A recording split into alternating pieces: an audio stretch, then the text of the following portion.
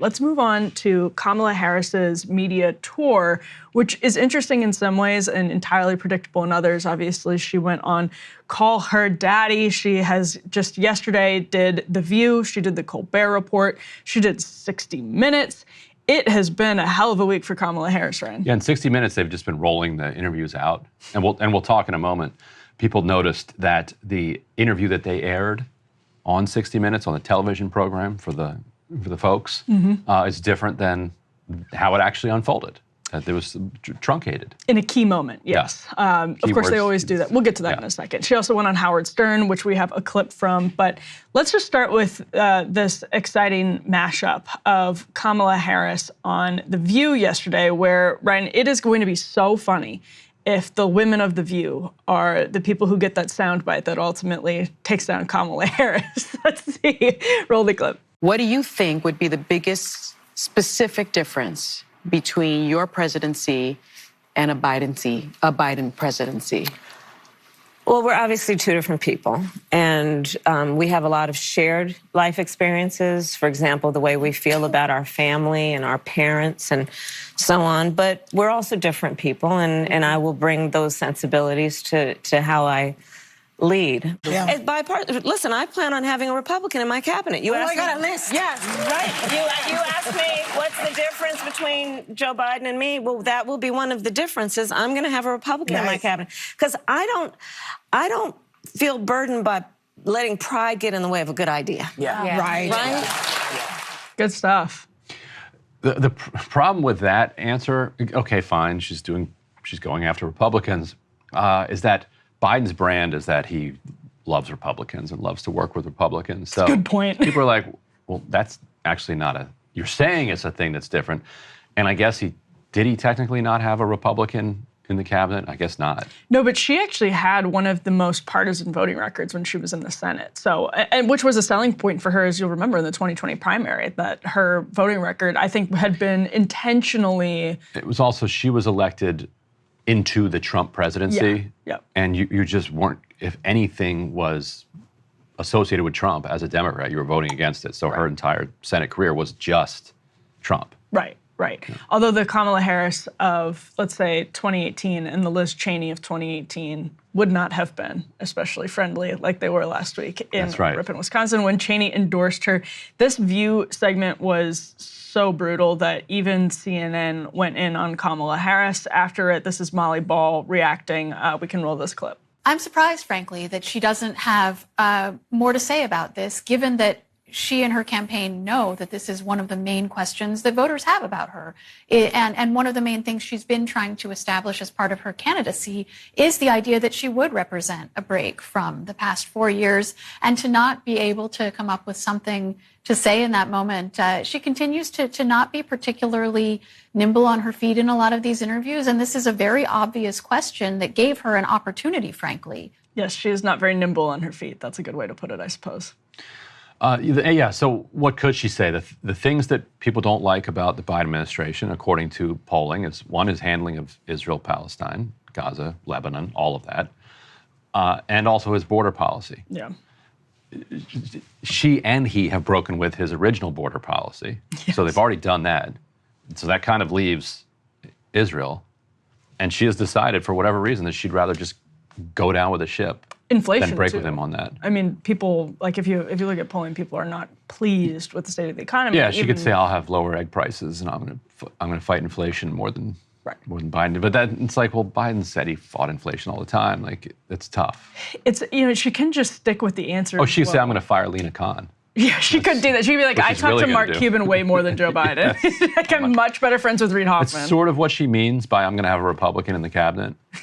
Well, depending on which Republican. Mark Cuban, yeah. She puts J.D. Vance in the cabinet. You might keep Lena Khan. That's true. So she also talked about her healthcare plan on The View. Let's roll this B3. What I am proposing is that basically what we will do is allow Medicare to cover in-home health care. Oh. Fine. Right. So, and because we're talking about these kinds of things where it's just about helping an aging parent or person, prepare a meal, put their sweater on. Yes. And it's about dignity for that individual. Taking their It's about medication, independence for that individual. Yes. I mean, people are of declining skills to some extent, but their dignity their pride has not declined. They want to stay in their home. They don't want to go somewhere else. Plus, for the family to send them to a residential care facility to hire somebody is so expensive. Yeah. Wipes you out. And I'll just say, well, but here's the other thing about it. People say, well, how are you going to pay for it? Here's the thing. Here's how we pay for it.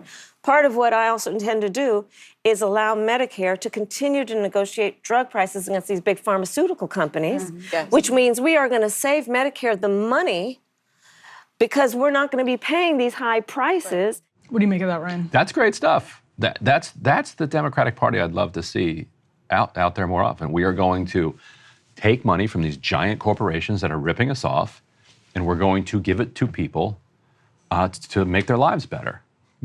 Wonderful. Let's do that.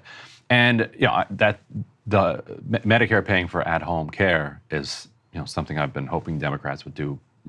As soon as I became understood what it even meant, and because she's right, it does save money and saves a lot of pride and dignity to keep people out of these residential care facilities as long as possible. It's the last place anybody wants to be. Yeah.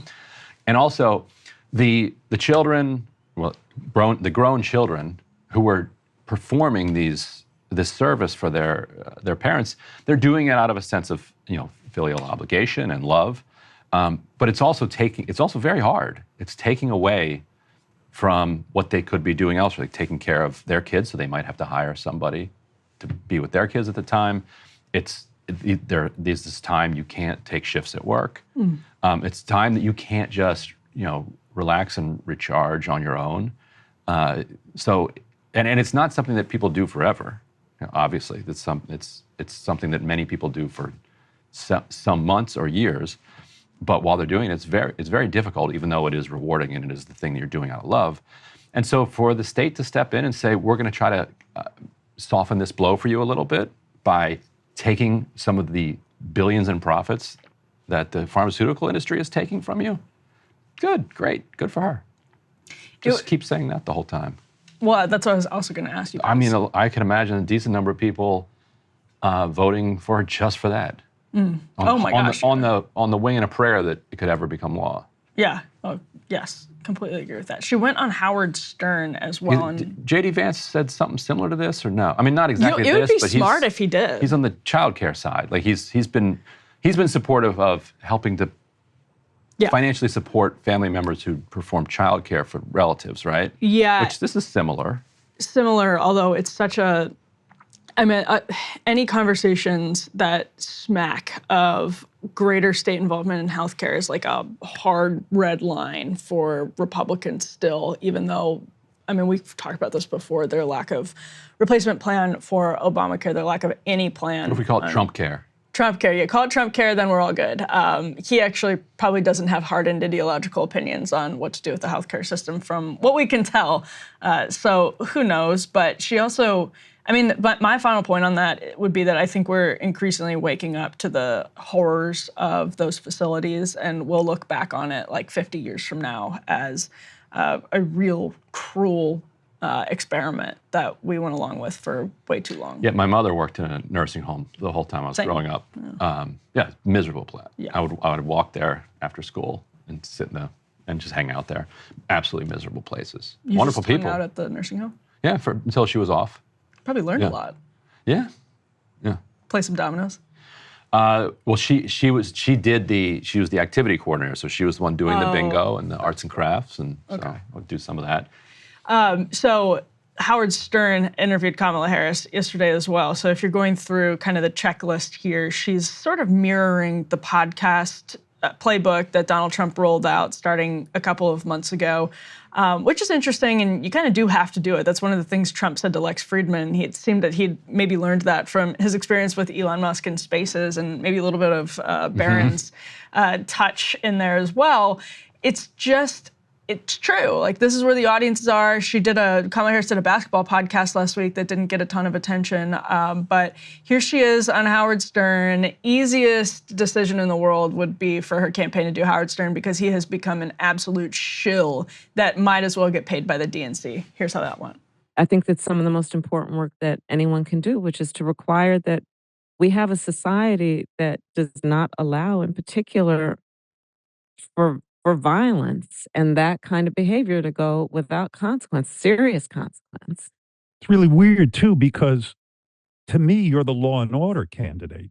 And yet they try to paint you like you're some leftist who, I don't know, who wants to have people running through the streets committing crimes. You were a prosecutor. I have put a lot of people in jail. I have personally prosecuted everything from, child sexual assault to homicide. I have put a lot of people in jail. So true, but also I like how Howard Stern is like, they try to paint you as being soft on crime. She was telling people to contribute to the 2020 bail fund for Minneapolis protesters, which you and I will disagree on, but she did do that. There you go, believing that she believed that. Well, yeah, but like he's saying they try to paint you this way. It's like, she did that. She did do that. That was her. Yeah. That was like, she posted a tweet to her But did account. she do it if she didn't even mean it? That's a great question. That goes a little deeper than we're prepared to address today. Howard Stern is kind of open about being a shill at this point. He's not like ashamed of it, but he really, really laid into her on that one, just really gave her the business. Yes. Okay, so speaking of, she also went on Colbert, by the way, and addressed kind of the same question as The View. He asked basically, in what ways will you be different than Joe Biden? She said, again, I'm not Joe Biden, and I love the American people. And to paraphrase Molly Ball, was not very nimble on her feet. We watched that before we started taping. It was cringe. So she gave the same answer twice to the question of how would you be different from Joe Biden, which is, well, I'm not Joe Biden. Yeah. Which either she came up with that on her own, or they actually did prep for this question. You would assume that you would prep for this question. It's the number one question that voters are asking. The consultants are saying this is a change election. Mm-hmm. How do you show that you're the change candidate? And that seems to be what they've come up with so far. I mean, I get that it's difficult because you're the vice president. And so then the obvious follow-up is, well, why didn't you do it? Mm-hmm. And the obvious answer is, well, the vice president doesn't do anything, and we all know that. Yeah. But that's not a very, self-satisfying answer. Yeah.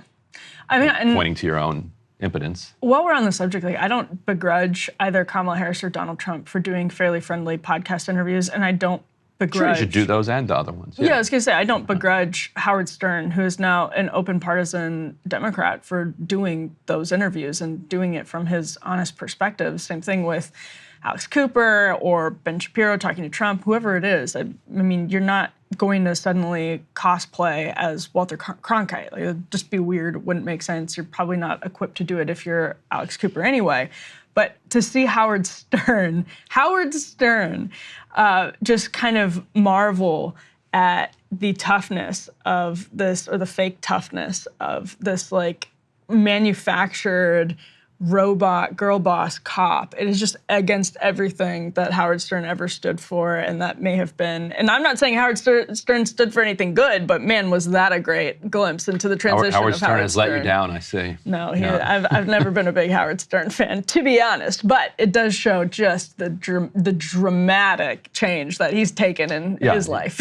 Yeah, and he wrote a memoir about that like a year ago or so. It's like 5 years ago. That was it that long ago? Yeah, Good it was Lord. a while ago. Basically, I think he just feels extremely guilty. Yes. For all of the raunchy stuff he did for 20 years. The sexism in particular, I think. Yeah, and so he's now atoning for that for the rest of his life. And it's just not funny. It's just not funny. Okay, let's move on to something that is, I guess, funny in some ways. People caught CBS because usually when you do a sit-down interview with 60 Minutes or whatever, you'll tape maybe an hour, and they truncate it to 30 minutes, something like that. So stuff always gets left on the cutting room floor. The job of the editors is to make sure what is cut up is true to what was actually said. But in this case, when you look at the full footage from CBS, they release that often on their 60 Minutes YouTube, which is great. What they actually aired on 60 Minutes, it seems like, was not exactly true to the answer here on Netanyahu. So let's take a listen. But it seems that Prime Minister Netanyahu is not listening. Well, Bill, the work that we have done has resulted in a number of movements in that region by Israel that were very much prompted by or a result of many things, including our advocacy for what needs to happen in the region. But it seems that Prime Minister Netanyahu is not listening. We're not going to stop pursuing what is necessary for the United States to be clear about where we stand on the need for this war to end. So what you heard first there is how Kamala Harris actually answered the question without editing, and what you heard afterwards was how CBS edited the question. So Ryan, they made it sound a lot smoother, a lot more vigorous, cleaned up some of her like just uncomfortable pauses and hesitancy. What did you make of the edit there? Well, yeah, it's like, oh, you ordered this without the word salad? Yes. Our fault. And they just dump it in the trash and just get to the middle of the answer. You ordered this without. Yeah, I can sympathize with the editors who are like, okay, we need a clip here. Yeah. And none of this made sense. Yeah. Now, if you go back and re-listen to it, what she's trying to say in that first answer is, well, we actually have put pressure on him, and some of the things that have happened have been a result of that pressure. But that's a deeply unsatisfying answer because you're like, well, what pressure and what things? Like this didn't actually tell us anything. Right. And then eventually she gets to the thing where she said there. In print journalism, it's funny. We'll have a 300-word answer from somebody, and we will grab the 2 sentences that make their point that we need, and sometimes then we'll paraphrase in and out. But when you're doing a televised interview with a potential president of the United States, you got to be a little bit more kind of sacred with the words. Agree. Because like the voters want to know how this person's mind works more than they want just a crisp, clean answer to this question, which if you notice, because they cut it the way they did, the answer doesn't really even flow from the question. It's like, what have you done? Why isn't he listening? And she just, in the edited answer, it just says, well, we're going to continue pushing. It was a super tough interview, by the way. I think it was, you can hear that question on Netanyahu is actually pretty tough in and of itself. It looks like he's not listening to you. Yeah. It's a great, valid question, super tough on the border. It was I think it was the hardest interview that she's done so far, and her answers were going viral for all the wrong reasons on social media the last couple of days for exactly the reasons that people were worried about Kamala Harris being the candidate in the first place. You know, Joe Biden stepped down, she was the heir apparent, and this is how she sounds in interviews. So it seems like that's exactly what happened over the last few days, and 60 Minutes was a really, really rough go for her. And what's wild, and I'm curious if you noticed this, I was listening to the Hugh Hewitt and Dan Senor on a podcast the other day. They talked about this interview. They were livid at CBS for, they said, anti-Israel questions, and at Harris for not answering it by saying, well, the real problem and the real reason we don't have a ceasefire is because of Hamas, because Hamas won't do a ceasefire. So, like, from the right, she's getting blasted for that answer, saying it's too sympathetic to Hamas and letting Hamas off the hook. And CBS, because CBS is not asking all about Hamas, I guess, like that. And then from the left looks at that answer and it's like, this is absurd and ridiculous, and you're facilitating a genocide. And the people in the middle are like, I can't even make sense of any of this. Right. So it's like 0 for 3. I mean, ultimately, if your ideology on that question is power, then your answers won't make sense. You can't please anybody, because if your ideology is pro-Israel, then you can sense that she's not entirely pro-Israel. Right. She's not lockstep, although in practice she is. Right, but ideologically like, wow. not. Well, who knows? again, you're assuming she has an ideology. Right. That's what. Yeah. Which, her ideology is not questionable having. assumption. I'm going to need a citation for that. I think her ideology is not having a strong ideology. She's not which like, means that therefore she's not actually an ideologically supportive Zionist. Yes, you're right. Like she's not an ideological Zionist. She might be pro-power and pro-American power, and she's she thinks that surrounded this by is her ideologues and right. And if her driving ideology her. is power, Yeah. then you enable right. So anyway. That's what I made of it. And actually, speaking of that, that's a great opportunity to bring up B6. This is Mark Cuban saying that he doesn't believe Kamala Harris should keep Lina Khan as FTC chair. Cuban said, if it were me, I wouldn't. This is what he told Semaphore. By trying to break up the biggest tech companies, you risk our ability to be the best in artificial intelligence. And Cuban has obviously been all over the place, stumping for Kamala Harris. So add him to the list of very powerful billionaires telling Kamala Harris, giving her money and saying, we don't want Lina Khan. Yeah, and I had a story a couple days ago at DropSite on this same theme that I can put down in the notes there, where Cuban says the same thing, except he goes even a little further. He says about Gary Gensler and Lina Khan, he says, quote, she's been very clear, this is Harris, she's been very clear that she's against regulation via litigation. She said it, she's had me say it for them. Then Andrew Ross Sorkin on CNBC asked him, is that a veiled way of saying that Gary Gensler is legislating through lawsuits? And he says, I don't think it's very veiled at all. I think it is what it is. Litigation, regulation by litigation is another word for enforcement. It's like you put laws on the books, and then if corporations don't follow the laws, you sue them. And you fine them, or you go after them criminally if they really break the law. Like that's how it works. If you just put the laws on the books, and you can't do any litigation, what good are the laws in the books? And so Cuban, it's fascinating to hear him say, she said it, she's had me say it for them. She's had me say it for them. So he is a surrogate. He's an official Kamala Harris surrogate, and so he's saying like what I am saying about Lina Khan and Gary Gensler, I am saying at the direction of Kamala Harris specifically. She's had me say it for them. Yeah. This is sort of a remarkable... Which is what a surrogate is by definition, but he's being very clear. I'm not out on a limb here. Well, and kind of unintentionally transparent. I think is one of the remarkable things about the post-Trump era is that he's trying to scream at Wall Street. Right. She's with you. Yes, that's it. Yeah, and he wishes he could do that, clearly. Right. He's probably doing it in texts and everything like that. But it is a remarkable moment of transparency that you don't often get from surrogates who are on their talking points like nobody's business. Yes, it's when you have a billionaire surrogate, they probably feel a little freer. Yeah. Like, what are you going to do to him? It's similar to Trump, right? Like he'll say, I know the system, I alone can fix Right. it, I'm part of the system. They don't talk like politicians. So anyway, I don't know that Mark Cuban meant for that to be super transparent, but it was, and that is actually what happens. They do give surrogates actual talking points to go out there and use. Moral of the story, though, I think, Ryan, is Kamala Harris predictably having a lot of trouble in the harsh spotlight of the 1 month mark, the final stretch, home stretch, 1 month until Election Day. Not as joyful as it was in August. But as she says, it's still her against Trump. That's right.